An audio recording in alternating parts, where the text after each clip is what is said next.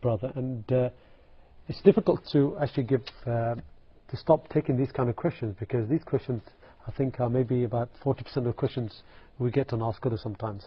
And we do reply to these brothers and sisters, and we give them a lot of advice, but they keep coming back. These kind of questions about chatting and having conversations with the opposite sex, meeting up with people arguing that there's nothing wrong with this. My sheikh said at the local mosque this is allowed and so forth. And this brother gives another one of these questions. He says, what's the problem? Why do you always speak about it on the TV and ask us that we're not allowed to speak to the opposite sex?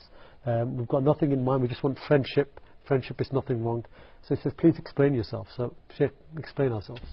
Well, this is quite difficult to explain yourself during a Q&A program, because this needs a lot of elaboration.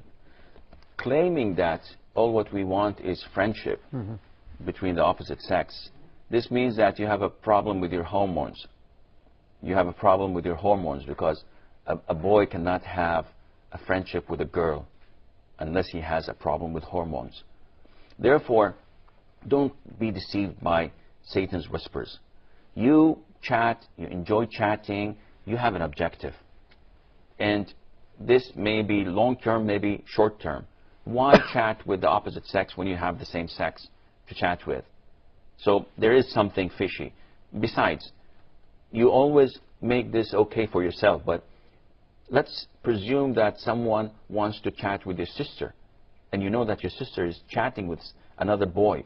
Is that okay with you? If it's okay, then you have a serious problem. And if it's not okay, then definitely it's not okay for you. Chatting usually leads to something. Exchanging photographs, and then maybe phone calls over the net, voice over IP or whatever, and then it expands a little bit more. Maybe if you are in the same region or town, maybe it leads to a meeting. It's a friendly meeting. It's just a date. I'm not going to do anything. So you presume and hope. But this is not the case. If you are one of the 1% that really don't have a problem with this, what about the 99%? And who classifies you that you are one of those who will not fall into sin? This is exactly what Allah Azza wa Jalla had warned us from, and that is not to follow the footsteps of Satan. وَلَا تَتَّبِعُوا خُطُوَاتِ الشَّيْطَانِ. And this is exactly what you are doing, and that is why it is completely forbidden.